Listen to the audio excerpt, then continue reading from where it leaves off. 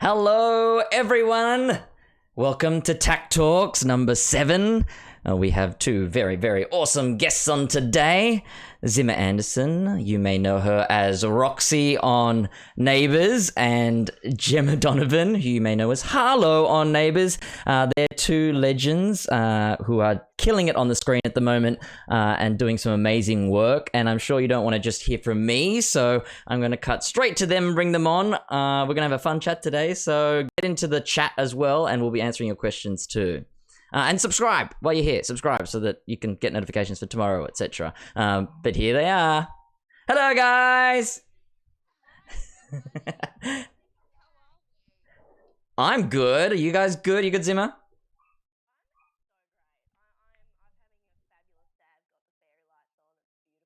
I love the fairy lights. Is that a isolation DIY job for you?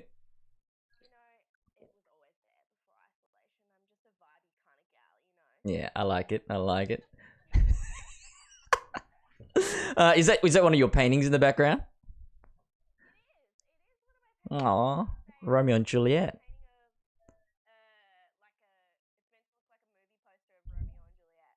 The Baz Luhrmann version.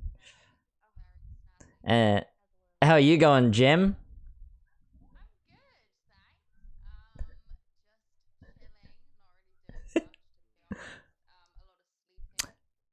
Sleeping's good. Eating's good. What's your comfort food? Do you ever go to? Oh wait, sorry, you guys are really quiet. That should be better for you guys now in the chat. Hopefully, tell me that you guys can hear you now. But Gemma, yeah. So, do you have any comfort foods? What we're talking about? My comfort food is popcorn.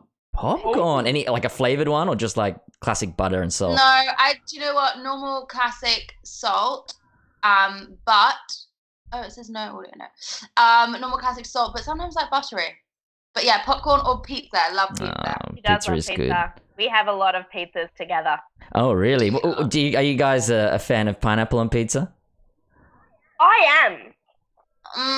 Look, it's not my favourite, but I don't mind it. I like it. I'm with you, Zima. Don't mind What's your go-to Thank you. then, Jem? Okay, so mine is, we've got my favourite pizza at the moment. We've got basil pesto, Mm-hmm. prosciutto. She only had this the other day for the first time, so I don't know if you could call it this your favourite. This is my favourite at the moment. Yeah. Basil pesto, prosciutto, and then burrata. What? Is that what it's called, Zim? That cheese? I It's a don't cheese. know. It's cheese on top. It's cheese. Mozzarella. Really good. Yeah. Really What about good. you, Zima? Pesto is delicious. Look, I love all pizzas. I love all flavors. Sometimes I like lots of things, but if I'm honest, Well, please be honest. Don't lie.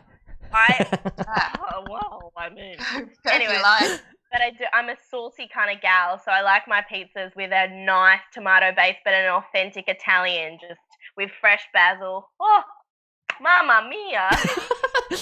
So just tomato sauce and basil. Is that what you're telling me? Well, I do. I love cheese and I do love buffala, but I am buffala. That's what it was. That's what it is. Not burrata. is buffalo mozzarella, but I am plant based, so I just have some vegan cheese on there. Nice. I don't really mind. I'm easily pleased. Really good. What else have you been up to, Zima, whilst in isolation? You been painting much? Yes, I've been painting a lot. I painted co-star Olivia Junkia the other day, and I plan to paint all of it. I shouldn't put that on the internet because then I feel like everyone's going to hold me to that. But I have been painting a lot, and I've been running a lot and dancing. I dance a lot usually, but dancing has been the thing that I have been doing most. I'll get up and dance, or I'll make it like a TikTok, or like I'll just do everything in the day that is. Do you dance with your eyes closed when you're by yourself? No, That's an interesting one. I like to watch myself in the kitchen mirror and see how cool I like if I'm doing it good. Pop and locking. Do you, Jem? Do you dance with your eyes closed? Look, I don't really enter the dance floor at any point. But I will have an occasional dance around my apartment if I'm feeling upbeat and I'm listening to some good music. But no, not normally. I'm not very big on dancing. Singing, What yes. music would get Dancing, you up no. and dancing? What's he got? Yeah, a bit of Stormzy. Zim and I love a bit of you definitely Stormzy. What else? I don't know. I love chart music. Like I love chart music. So anything in chart. What? Chart the hot hits, music. I think. Oh, chart. I thought you said I love chart music. I was like, what is Some that? fancy English kind of music. I don't know what's going on. Yeah.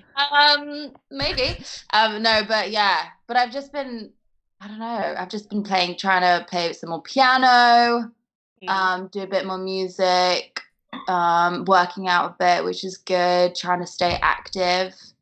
But yeah, just trying to keep myself busy. I really guess. feel like we should, if we're off screen for a while or off set for a while, we should all come back with a musical episode. There just has to be one. Like it is mad. I want a Neighbours live. Oh I no! really think that would be so Neighbours funny. live would be.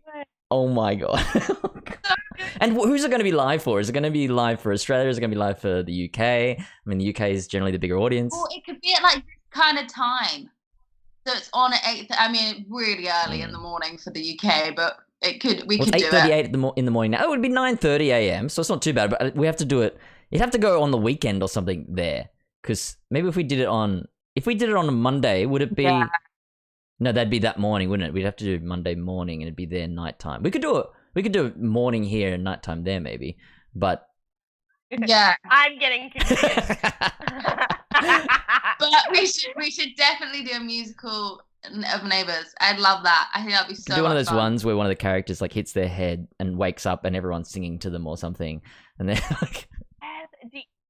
There was an episode in Riverdale where they did one musical episode, and it's like, whoa! I love musicals. There's so much singing talent on the show at the moment. It's kind of crazy, and dancing as well. So I feel like we'd have a pretty good show. I feel,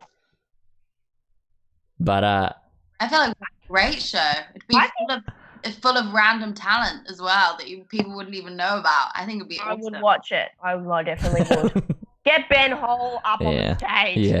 Yeah, we need less angry Ned and more singing Ned, I think. Agreed. He's gonna love that I called him Angry Ned on here. Angry Ned. He will love that so much. Maybe we should do it for an anniversary. I just saw somebody said do it for an anniversary. That would be quite a good idea. That would be a good idea. That would be really cool. I'm so down for that. Like, well, I reckon we'll talk to our people. We're not going to promise anything. But if we can't do it, then we will make our own. The writers' Twitter accounts are going to be smashed with inundated. Zima, Jemma, and Takaya was saying they want a musical episode. Guys, you got to write a musical episode. It'd be so good. I'd love it. I don't know why that's my fan voice, but that's what it is. Yeah, fan voice. That's the voice when I read Twitter tweets at me. That's the voice I use. That's it isn't. I don't know why I just did that. But anyway, moving right along. Let's swiftly. Let's go back in time for both of you. We'll start off with you, Zima, because you guys were both born over the water. I mean, because you were born in Tasmania, right, Zim?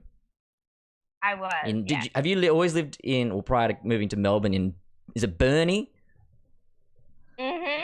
My little town, my little hometown. I'm very proud. Burnie, Tasmania. And what was? That's my Tasmanian voice when I go home. I love hearing you on the phone when you're talking to a friend from Tasmania. That's like the best thing ever. You should do the rest of this entire thing in your Tassie voice. She will have little outbursts of this voice as well occasionally. Like sometimes she'll just say it and I'll just look at her and just be like, where on earth did that come from? What was growing up like for you in Burnie's? Burnie's, how many people live in Burnie? God, I'm gonna get this so wrong. In my mind, there was probably only 5,000 people when I grew up, but I'm pretty sure we keep bumping from a city to a town, So I don't know what the numbers are. It's like 20,000 or 15,000. We had an ad that was city by the sea, Bernie, and then they had to cut it because we lost population and we became a town again.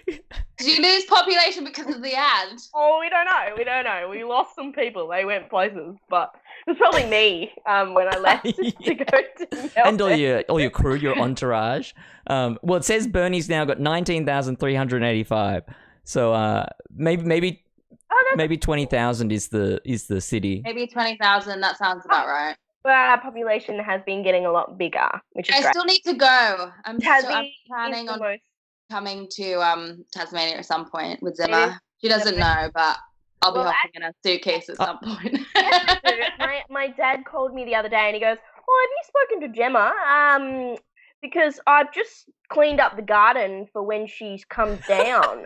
Just let her know." And he's got these things. I grew up on a farm, and it's like a big bush. We've got lots of land, and he's made this little wildlife track, where he walks people down through all this little track, and he's printed out certificates. He's printed out only 4. I've got one, Keisha's got one, and Lucy's got one. Gemma, he's waiting to sign your name on it and give you your bush ranger certificate. My first bush ranger certificate. That's my childhood. For the it's called Fern Glen because his name's Glenn. So funny. So yeah, he can't wait. I will for sure. Is it a working farm, Zim? It's not. We've just got chickens and we've got my cat back home. We used to, I always wanted a horse and I wasn't allowed to have a horse, but my parents got me a bull. That explains so much. So I tried. You know that, Jem, you know this picture of me on the fence and I'm a little kid and I've got that hat, the hat's like sitting like this. Oh, yeah. That's because I'd go out when I was like, I don't know, probably about like 8 or 7, and I'd wheel my mini wheelbarrow all the way down to the paddock and feed my bull every morning at 6 a.m. That was the...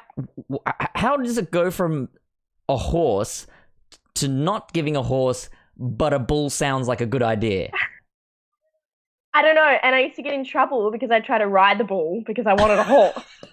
And I'm like, don't get me a bull if you don't want me to try and ride it. I don't know, like... Is the bull still around? What's the bull's name? No, yeah, I didn't actually ask you that. The bull died. It died a long time ago. Bulls, yeah. What did you call it? Bully. That's original. Sounds about right for you. It does. My cat back home is called Kitty. So I'm so excited. But it was torture because there was just next door pretty much is a pony club where it's like saddle club, and I was like, my parents are horrible. They're not horrible, but that is torture. Wow. All right. Where do you go from there? I feel like your growing up would have been slightly different, Gemma. Did you have a bull?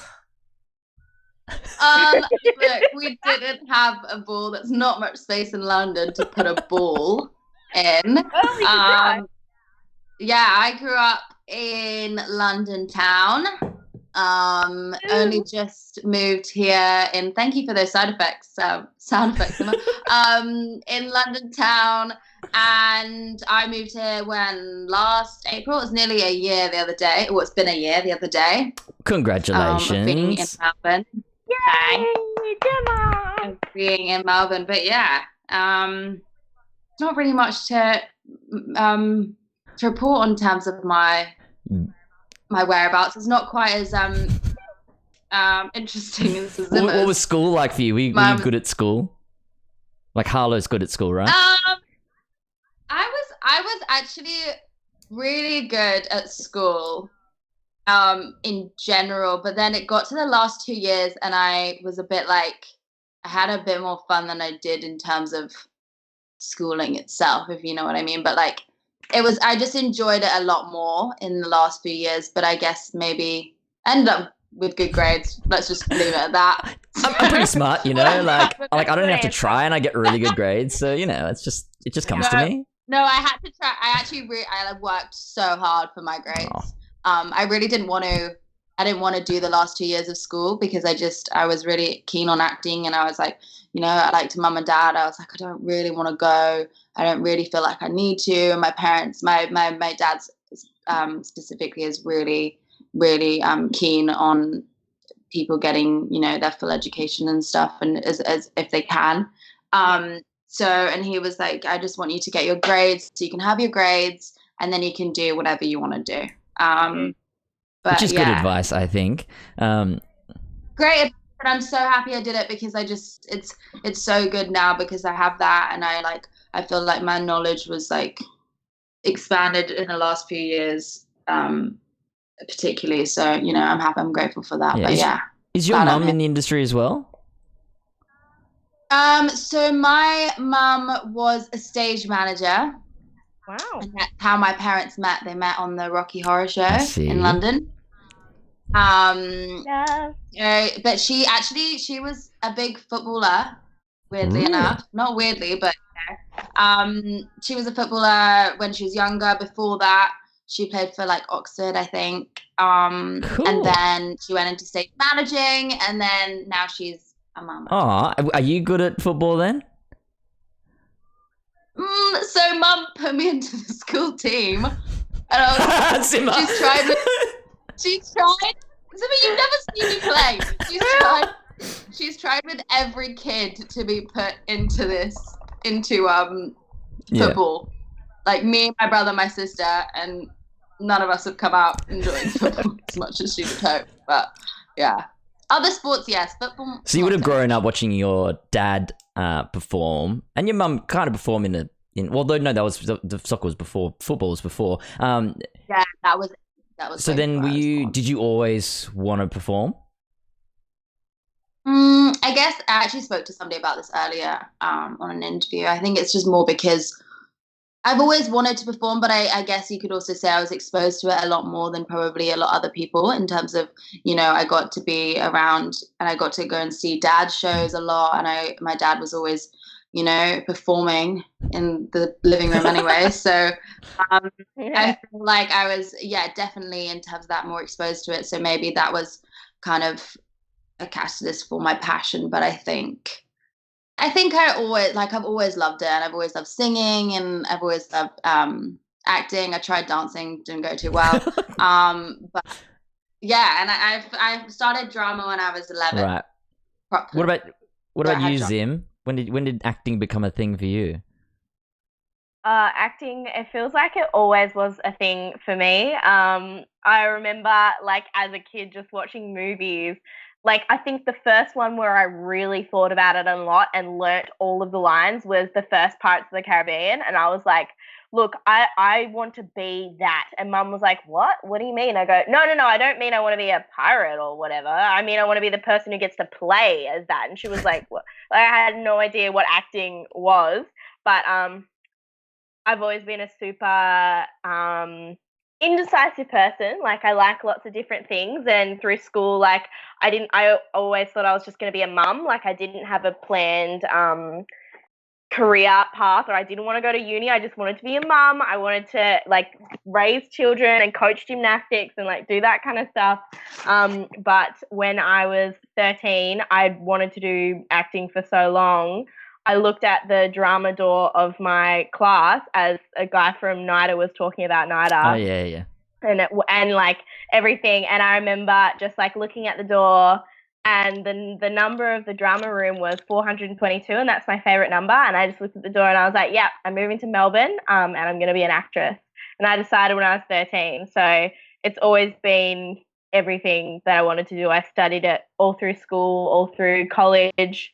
And as soon as I got my ATAR score, which is, I don't know what you guys have over here, that's just meaning you've got your highest level of education, not like university, like moving on to do degrees. End of high school year 12 certificate. As soon as I got that, I just got out of here and went on to try and get Neighbours in Melbourne, and I didn't get it. Clearly. And here she is. And here we are. So you do have the specific goal of Neighbours. I want to be on Neighbours. Yeah. Yes, it was Neighbours or Home and Away at the time because I knew they were such great stepping stones into the industry, and I knew that you get such good lessons from it and get like a family because you have to work together for so long.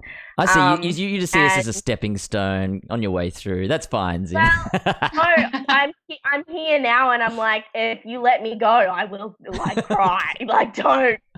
Neighbours, if you're and Nat, anyone listening, don't fire me, please. I love Jem, it. you're what, like a 3.5 generation Donovan on the show. What? Pretty did you have a dream to come on the show?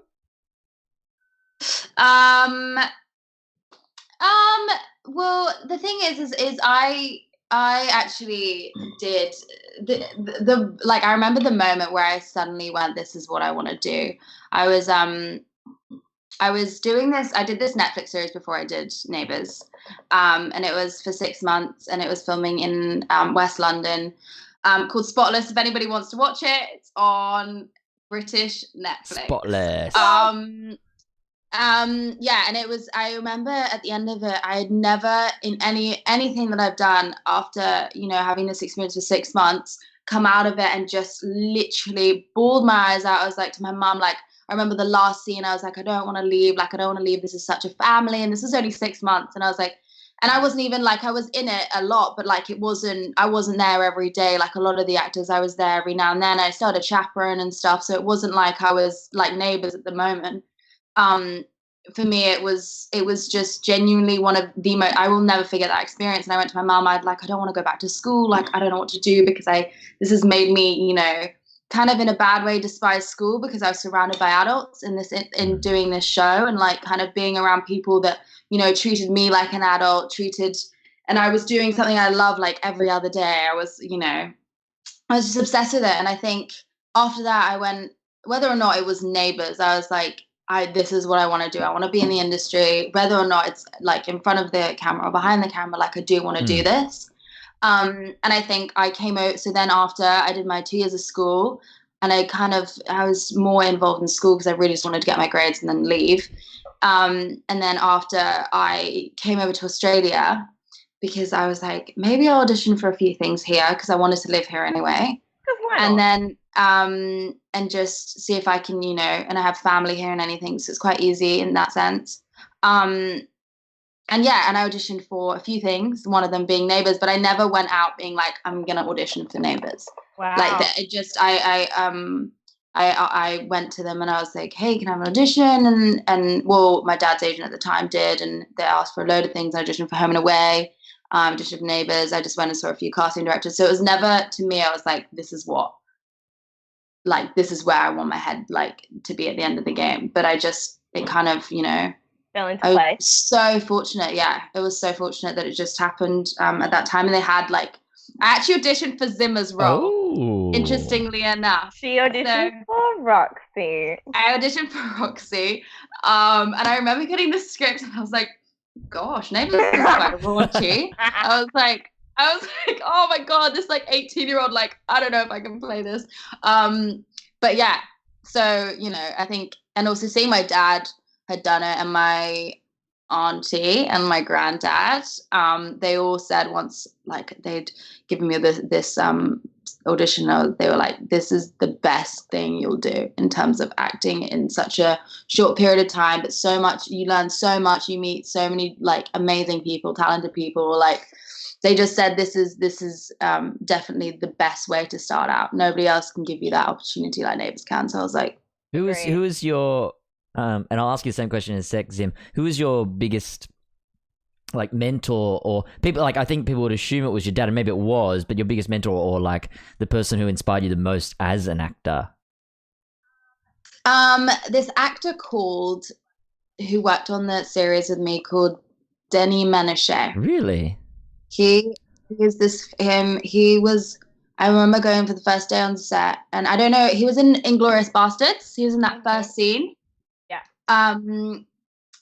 incredible actor, and he played my uncle on the show, and I ended up getting a bit in the storyline, and ended up getting a bit not obsessed with my uncle, but I kind of thought I had it's a weird show, but I thought I had like kind of feelings for him, whatever.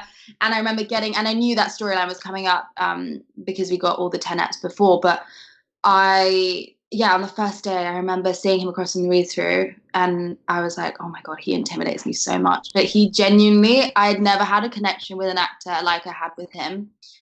He was so inspiring. He was like my dad on that set. Like, he'd look after me the whole time. Like, he'd praise me so much, and he'd also help me like learn, teach me things. And he was genuinely one of the most inspiring people I've ever met in my life. And he gave me books after. He was like, I know you're gonna make this. You just got to keep on with your passion. Like, you've got to keep going, because genuinely you can do it. And I will never forget him. Like, I'll never forget him. I think he is one of the most incredible actors. Do you still chat to him? Sometimes, every now and then. It's difficult because he only has email. He's old school. So it's a bit harder. He had Instagram for a bit, but I don't think he has it anymore. But yeah, we've I think last time I saw him was a year ago. Because you're just getting too stalkerish or something. I don't know. I didn't want to say it, but maybe. Sorry, I didn't. But yeah, he was incredible. So I think him and my dad, but I think majority him for sure. How about you, Zim? Oh, it's such a hard question. So many people, I guess, have inspired me. It's more so been my school teachers. I was really fortunate at Burnie High School. There was a Mr. Laurie and Miss Welsh. They were like a couple who were drama teachers, and they just believed in me so much. And they had, like, in school holidays, they got NIDA to come and do little courses, and like there'd only be a few of us, but they'd still let it run in school holidays, and I'd be there like, yeah.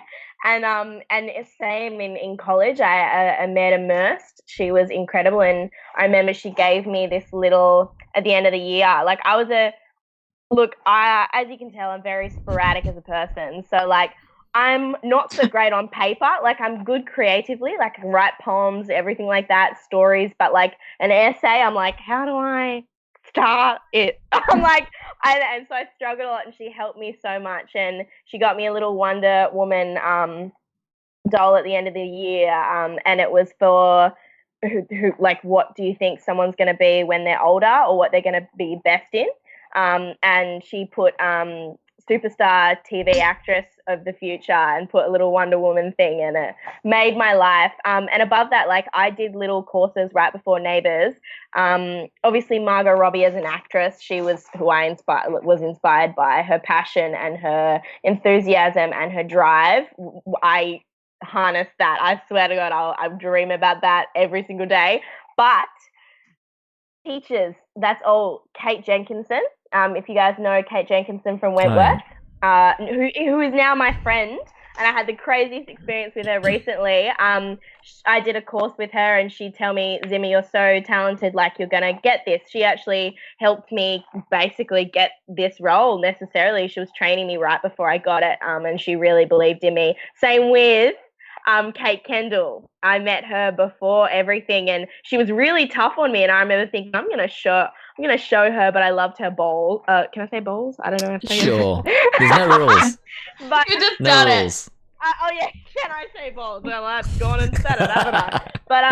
But yeah, no, Kate Jenkinson at the moment is probably my biggest inspiration. She's a beautiful human being and really, really talented. And recently on the red carpet for Billy Elliot, I ran into her, and the first thing she said to me is she grabbed me, and it wasn't like, I got a little bit nervous, which you guys both know I get a bit socially awkward, which makes no sense. And then I talk more and I seem confident, but I'm really like, I'm not having a good time. Well, I am, but I'm scared. But I saw her, and I was like, oh my God, I haven't seen her since that. And I never emailed her to thank her. I was like, oh my God, she must think I'm horrible. I was like, how do I talk to her? And she just pulled me over and walked straight over with her boyfriend.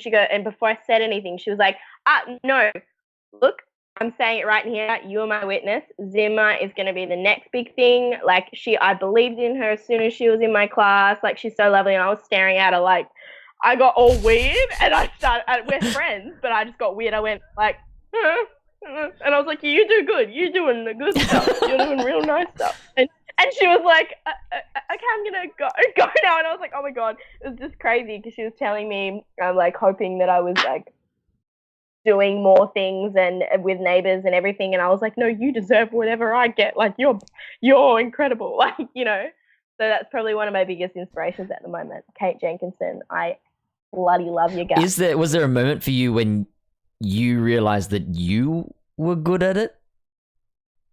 Does that make sense? Not necessarily. I think it was something that I could always do because I'm an empathetic person, I think. Like, I cry at every movie. Like, how much do I cry, Gemma? I cry a fair bit.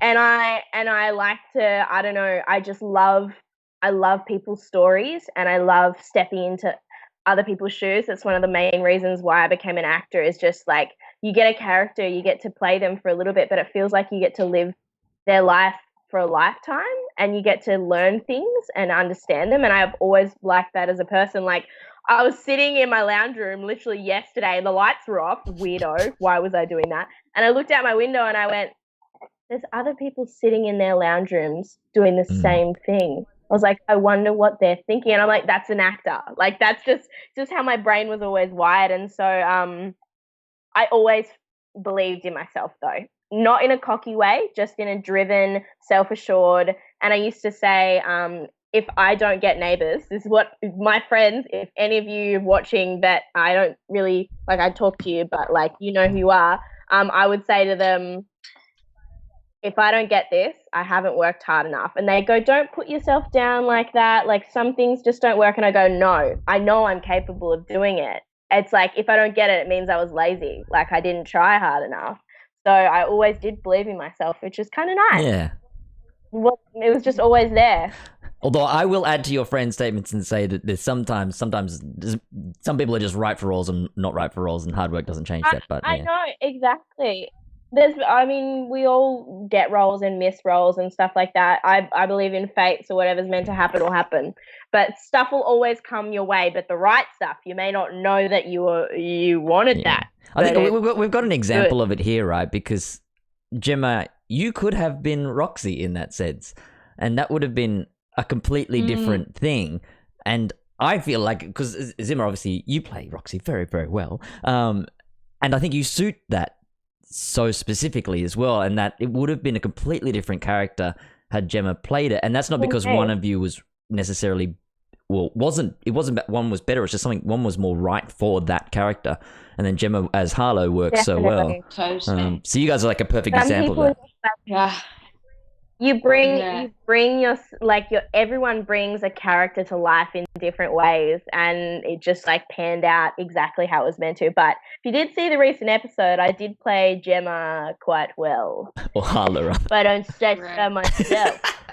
Could be both. Oh yeah, you want to do a Madeline West now and play like 3 different characters at the same time. Yeah. Oh my gosh. Well, I want to see Gemma as Roxy. I want to see Gemma as Roxy.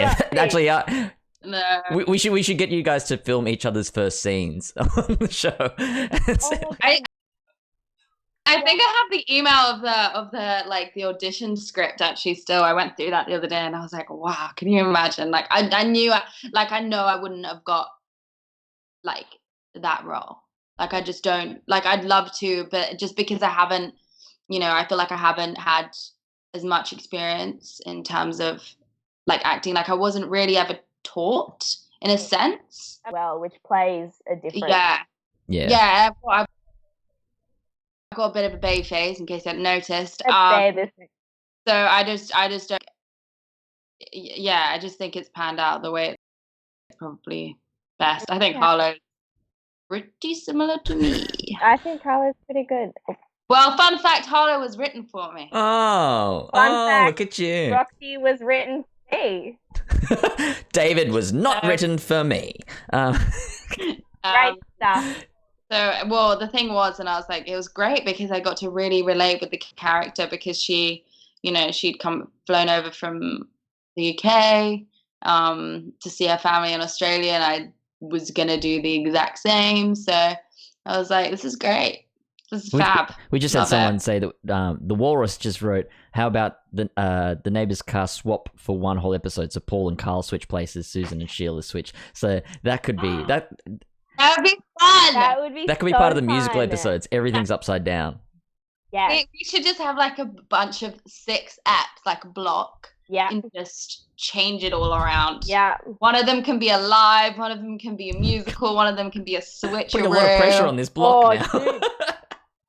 I know, Yeah. if I'm writing this, I'm sorry.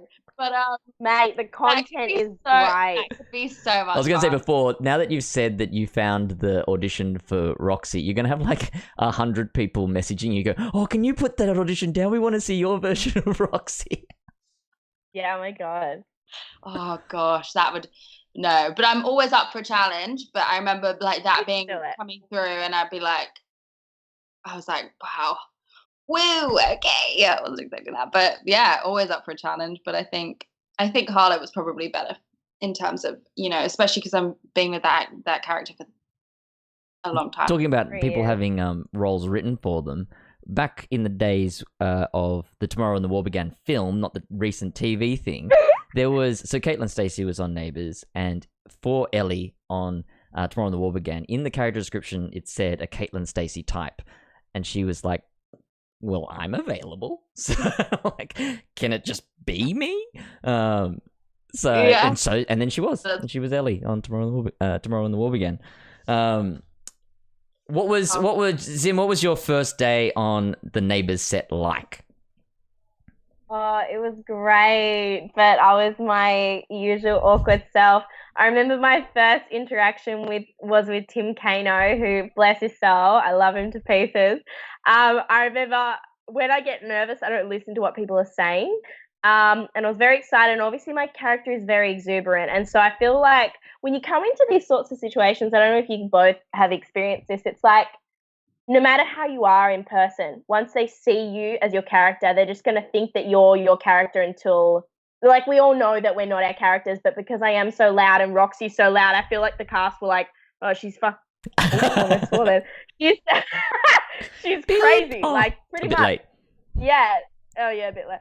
So she's that's crazy, and I feel like everyone thought I was a little bit crazy, which I kind of am still, but like, I think also because your character is like a lot more extreme oh, than she is, most so of the characters. So you I either think love her or you hate her kind of thing. So it was a very intense character to do, and I came in and I'd gone to the office and I got my sheets and they explained stuff to me, but I didn't listen. And I was like, they explained stuff to me, and I went, "I'm never gonna get this." neither. And I walked I around and I tried to be really cool around Tim because we're going to the read through. Oh, yeah. And I was holding my books and I went, and he goes, "Hey, how you doing?" And I was like, "Hi, Tim, how you doing, Tim?" And he was like, "Yeah."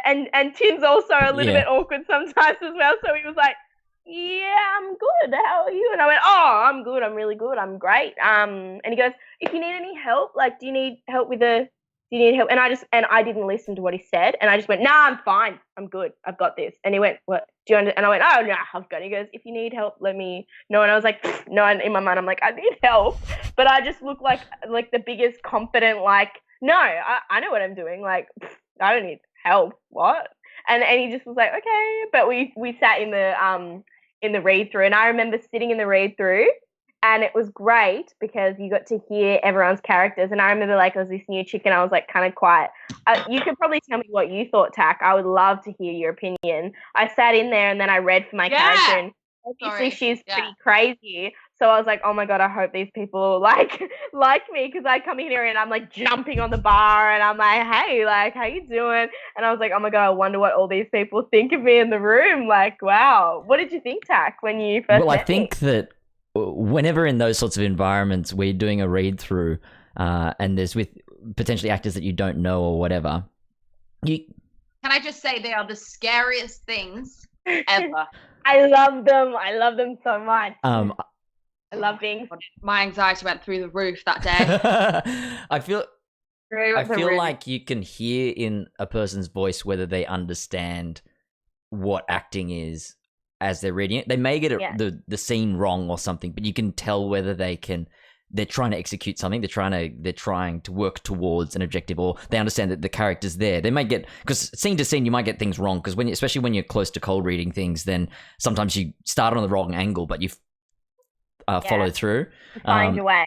And both of you were people that I feel like I can pick it up pretty quickly. I don't know why I think that, but I just think that. but for both of you, it was like, okay. And like as soon as it's like that first impressions thing, where you can just hear and then go, okay, no, this is. And it's the same because me and Maddie were with Jemma, you in your first film scene, right, in the car. Yeah. Oh my gosh! So yes, cute. I remember that. That was, and Chris Langman was directing, who also used to direct my dad. Oh, yeah. And I remember going up to him, and the first thing he was like, "You know your lines, right?" And I went, "Do I?" and then we did a read through, and like you guys were so nice though, but like, you could tell I was so nervous. Yeah, everyone is though. Everyone is. She was such a little nervy gal, and I remember when she had her first read through, and I was sitting opposite her, and I looked at her, and she had like a hoodie on and glasses, and she seemed very quiet. And she's one of my best friends now, like obviously now, as what people know, and we're both loud together. Like I think we're equally as fun as each other, don't you think, Jem? Yeah. Yeah. But I looked at her, and I remember after I just stared at her through the read through. I was like, who is she? And I was like, I'm going to be friends with her. Like the biggest friend creep you've ever met. You're a big stalker, aren't you? You're a fan of the stalking. I really am. Like, I just love people. This was not my choice to be friends. I'm being held against my will. Help me. Colette came up to me and she goes, "Oh, Gemma's young and she's nervous. Could you tell her that I can help her out with anything?" And I was like, "Yeah, of course." And I'm like, "I'm sure she knows that." And then Colette left, and I went, "Yes, I would tell her that, but also I've got this." I was like, "I've got it." I genuinely was so nervous, and my mum had left. No, she hadn't. No, so before we started our my first scene, my mum had left the night before. So I was like, oh my God, I'm fully on my own. Like, I'm in this new country. I'm doing this scene with Neighbours people, and there's Chris, and then there's like 40 crew members, and I'm like, oh my, and then my like, I don't have the best confidence in the best of times, and I was like sitting there being like, oh my gosh, this is so scary. Cute. And like, so cute. No, I'm talking about my first scene though. Oh, really? I was like, oh, but it was really good. Do you know what I loved about that scene was we did it. It was in the sim trap, so it was in the car. So it felt like we were just in a room, just me, you, and Matt together. And nobody was kind of, do you know what I mean? Like it kind of just felt really a lot more intimate than a lot of other scenes that we filmed. It's way less intimidating than the full studio setup. Oh, that's so nice. And it was really nice. But the read through, I remember looking at Liv and being like, she scares me. She scares me a lot. And I said that to her like only just like a few months ago. I was like, you know what? I went into the read through. You were possibly the scariest one. And I remember watching her. When I found out, I remember, and she's now one of my best mates, but like when I found out that when I found out I got the role, I went and watched Neighbours, and she was the first person I watched on the screen. And I also remember thinking, I think she's going to be my friend. She was also the only like kind of girl my age on the thing at the time. And I was like, yeah, we'll have her. And then I saw her in the read through and I was like, maybe not. She was another one like similar to you guys. I remember because we didn't have any scenes and stuff, me and Liv at the start, but she was filming. I just filmed a scene in Harold's, and then I left, and then she was in talking to Shaz's Dippy or whatever, and I just stayed behind to watch the scene. I was like, oh, I'll just see what she's like, and I was like, oh, she's really good. She's she's really good. She is. Which is exciting because I'm like, this is part of the reason why I started this thing is because I love acting and like the craft and actors so much. I love talking to them. I love figuring out how they work. And I love seeing and feeling in a not creepy way that talent. Like, because I think when you're in the room with somebody who has a thing, like there's like an energy or something that you pick up on. It's so exciting. And I really, really love it. It's like it's inspiring. It reminds you why you do it, because you get to you're so right with people's different energies, and you can feel the specific people that have those passions. Do you know what I mean? That have the same desires and the same drive, and you're like, oh my god, you're one of the crew. Like, it's a great feeling, and Liv's definitely, she's so talented. Yeah, I'll have to get her on this too. Phenomenal gal. She'd be a really interesting one to, because I feel like she doesn't talk that much. She does. She kind of keeps to herself. So we love Liv. Big shout out to Liv. Also, what I was gonna say, big shout out to Liv Junkie.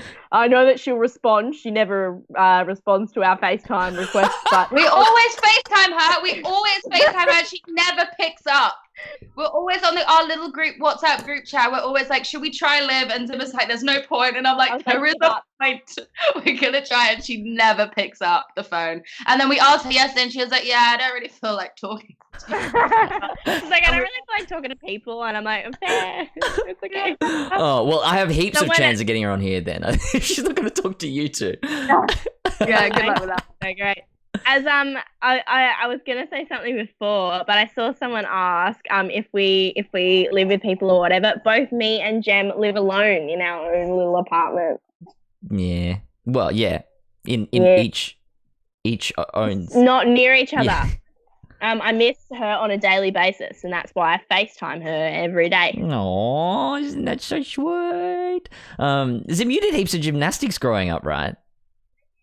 I did. I really did. Did you do elite stuff? I answered that weird. Right, you've done your research. Of Heck, what God? I love that. I did. So, I was in Tasmania. I was, I think, level 5 state champion of Tasmania once. Yeah, so that was a really fun title to have. My best things that I did, apparatuses. I was best on floor and bars, sometimes beam, but sometimes beam wasn't my friend. I hated vault with a passion. I'm sorry to offend you, vault, but you are scary. I don't like you. But I loved it. And you know how you said before you had YouTube had a really lovely first scene for you, Gem, and it was really intimate and nice? Yeah. First scene. The very first scene that I had to shoot for Neighbours, before I'd shot anything else, before I'd worked with anyone, because we didn't have rehearsals. So I didn't even run my lines with anyone. I'd walk in there, and I was in the tiniest shorts, the tiniest shirt, the big heels. And I remember going into the water hole, and the first scene I filmed was the one where I jump up on the bar and pour tequila in my belly button. And I was like, okay. And I did it, and I did it with confidence, but oh my God, I was like, wow. But do you know what? Like, that is one of the best things about this whole job is so many scenarios get thrown at you. And like, I remember for the stuff in the end game stuff. Oh, you killed me in the end game, my friend. Well, like, there was stuff yes, it's come out. Like, there's stuff like the grieving stuff. There was stuff with the snake. And I remember going on that day and being like, I can't do this. Like, I remember thinking to myself, I cannot do this. And like, but you have no other choice but to do it. And then after you come out, and there's never, like, it's such a rewarding feeling coming out and knowing that even regardless of how you've done it, what kind of way you did it, or, you know, what kind of level you did it to, you just walk out and you're like, I did that. And I thought I could never have done it. Do you know what I mean?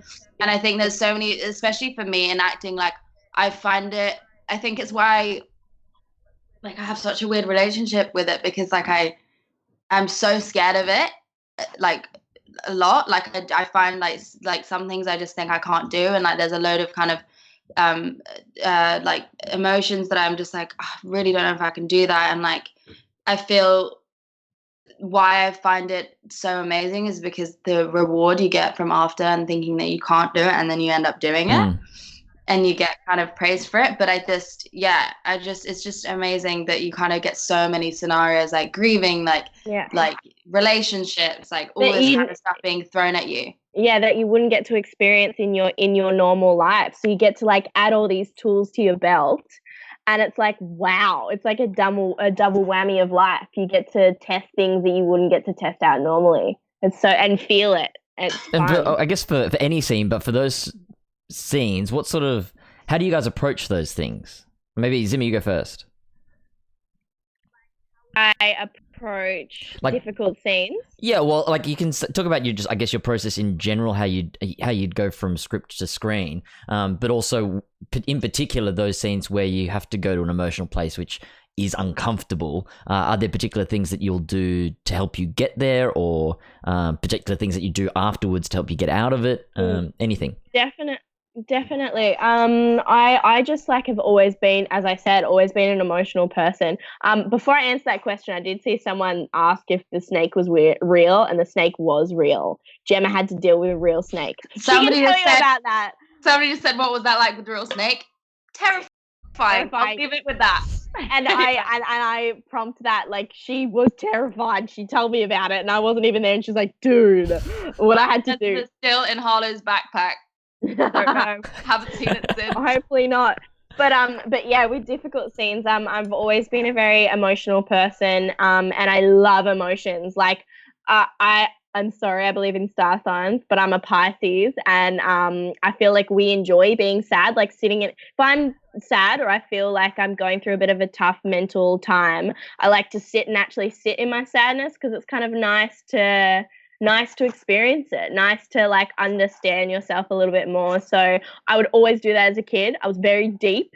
And what I do with my scenes, if they're emotional, usually I will just click with them. I'll just think about what it would be like, or just if that was happening to me. And it will always make me upset, just the thought of it. If it's something that I'm struggling to connect with, I will think of situations that I've been in before that are similar to, and think about that. But most of the time it's just thinking about if I would actually be in the scenes. And when I first started, obviously with time, being a year on the show, it's so easy to snap, because I know my character. So I can just be like, I'm sad that you did that to me, because I know you and I know me, and how dare you. So it's so easy. But when I first started, when I had my first boyfriend on the show, and Vance Abernathy, and he left me, or he came back and all that kind of stuff, I remember all I did was I'm the biggest music fanatic ever, and that would be a big hinder if I'm struggling, is I like to make playlists. I had a Roxy audition playlist. Those songs were very fun, but I also had a Roxy sad, heartbroken Roxy playlist, and I would choose songs from songs that I would listen to when Zima was 12 and had her first heartbreak, Justin Bieber kind of stuff. Excellent. I still listen to that now. On the odd occasion, I don't know, why not? But yeah, so I would make a playlist, and I would sit in the green room, and I would listen to the songs, and I'd think about all that kind of stuff. And sometimes some scenes that are emotional, I had a scene with Jem actually where my character had to bully her character. Yeah. And she had to, but the only way that I could bully, Roxy could bully Harlow, is it had to come from a really self-loathing place. And sometimes, I'm sure you both feel, sometimes your character does seep into you. And so on set that day, I was having a little bit of a hard time as myself mentally at the time. And I started to get the self-loathing that Roxy was feeling started to affect Zima on set, which is the weirdest sentence to ever say. But I remember I just looked at Jemma, and we know each other so well. She knew I was upset, and I just remember I had to call her a horrible name. I think it was something to do with your dad, wasn't it, Jem? Yeah, it was. She remembers because she's hurt by it. It was, yeah.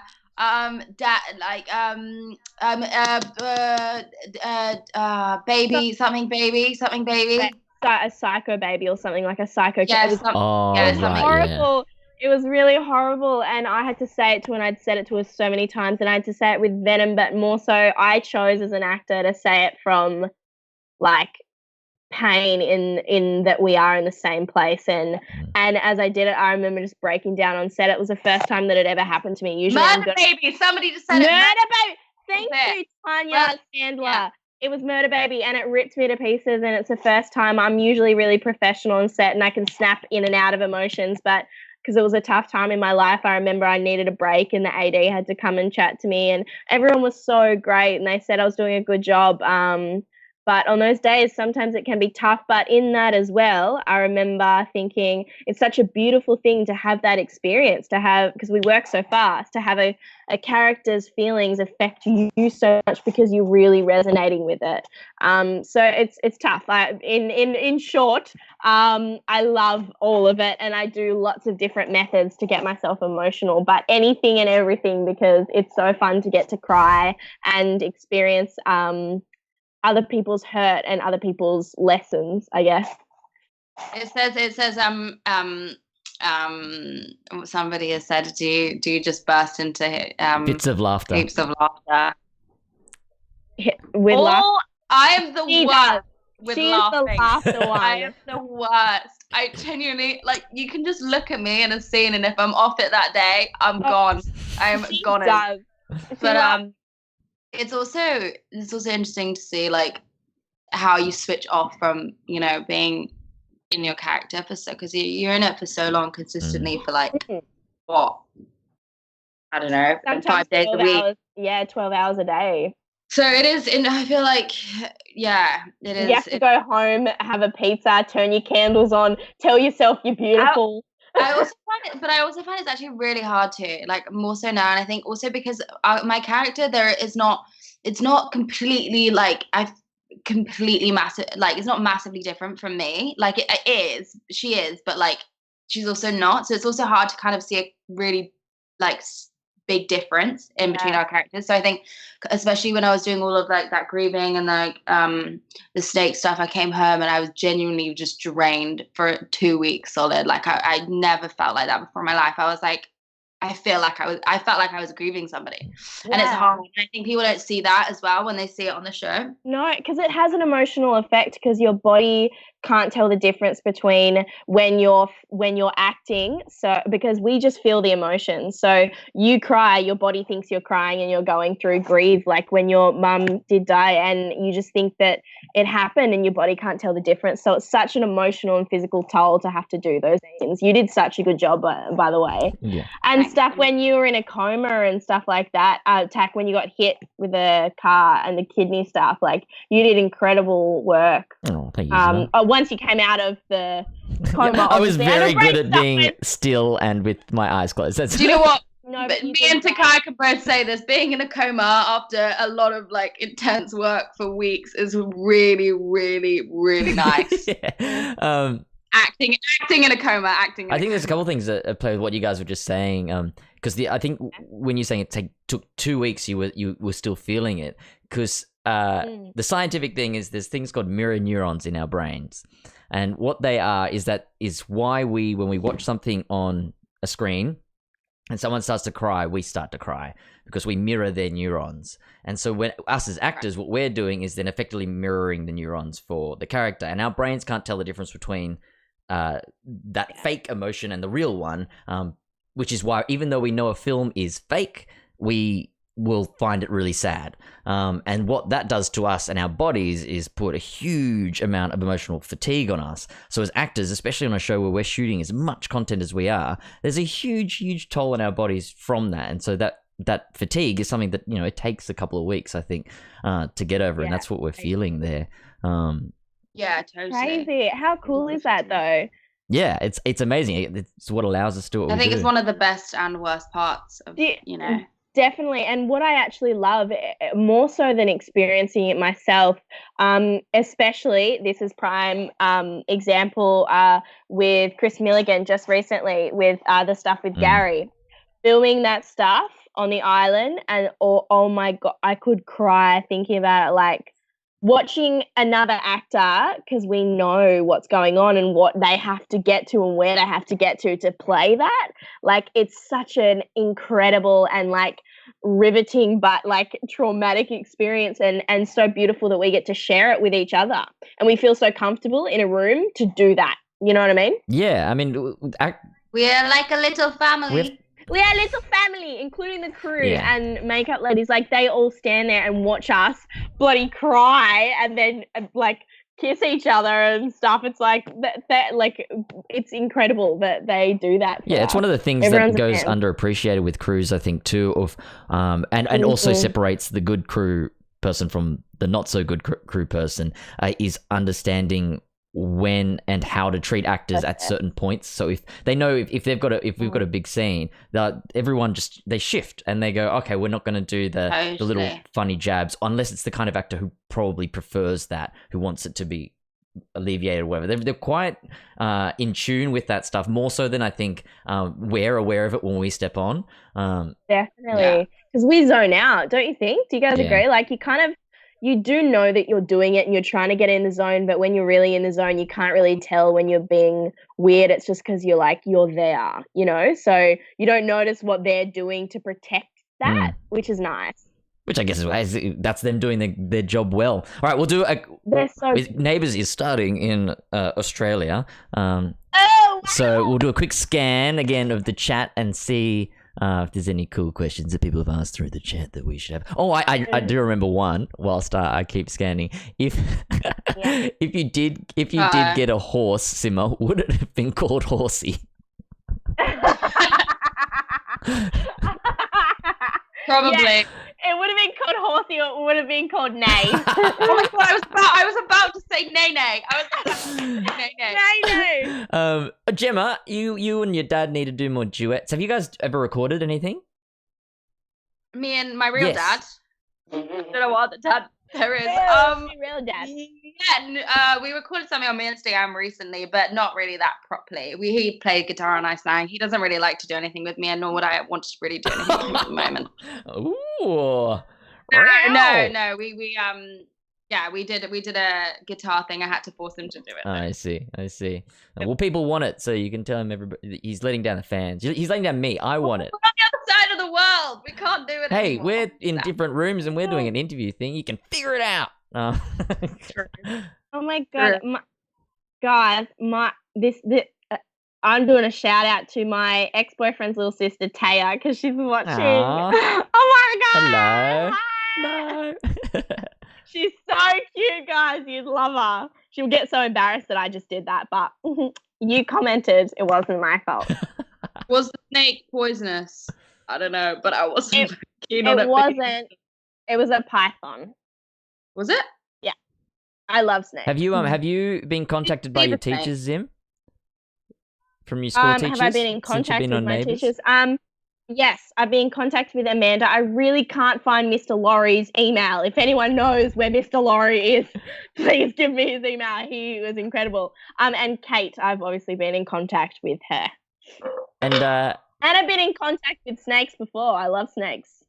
So. Did you just go out into the bush and pick them up at random? Well, we have so many snakes on my farm. Tiger snakes are a big thing. I accidentally left one into the house once. I was walking down the street today and I saw "Beware of Snakes" sign, and I went, "Where am I?" Because in London you would never see that. Australia, mate. When you say you let one into the house, did you open the door and usher it in? Like, what does that mean? Oh, well, I just was chilling out and I left the roller door open. That's so Australian. And then I'm really chill with snakes. I climbed up onto the kitchen table. I said, "Mum, there's a snake." And she goes, "No, there's not," because I was so cool. And there was like a tiger snake, one of the deadliest snakes in Australia. Just let it in the door because I let it in. Also, Kayla Barber just said, "Thought Jemma and Zima were a couple in real life." Oh. She's tried it on. Who could resist, Jemma? Who could resist? My little baby. All right. Anything else that you guys have spotted in here? I think it's a good time to wrap up. You guys have been awesome. Can I just say one thing? Only one though. Oh, here we go.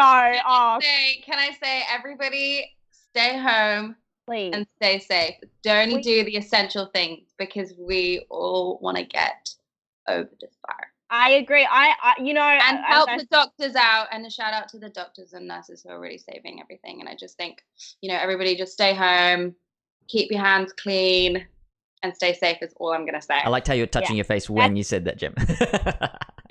I'm in my own home. I'm clean. I promise.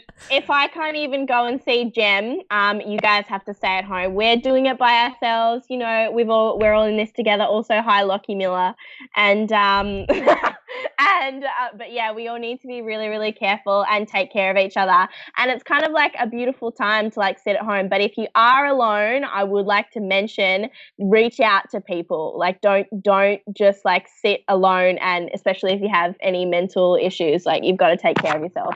Difficult times for everyone. Yeah, absolutely. Well said, guys. Stay on the line. I'll just do my wrap up. All right, guys, that's it for takTalks number 7 with Zima Anderson and Jemma Donovan. It was a fun one. I really like that. They have such an awesome relationship, which you can hear them screaming in the back, I think. But now is the moment you've been waiting for. Really, this whole thing. You've watched this whole thing just to find out who I'm talking to tomorrow. That's really why you've been here. No, but it is an interesting one, and I'm not sure how you guys are going to react because I'm stepping outside of the Neighbours cast. I'm going across the pond, so to speak, and tomorrow we're having Lucas from Home and Away, who plays Ryder there. Ryder Stewart, I think. he's our son. I don't watch Home and Away. Why would I watch Home and Away? Neighbours is such a better show. Come on. Yeah, I'm totally having him on here, basically just to pay him out because he's on the, not such a good show. No, that's going to be a really exciting one tomorrow. I'm super interested. I met Lucas at the Logies and we just clicked and had a really good time. Hanging out, so I thought, why not get him on, have a chat? But thank you for joining us today. Thank you to Zima, thank you to Jemma. We had a really good chat. Thanks for coming. I hope you had a good time. And yes, thank you for having us. Thanks. We love you. So I will see you guys tomorrow, 5:30, same time, same place, or 8:30 in the Britain. Bye.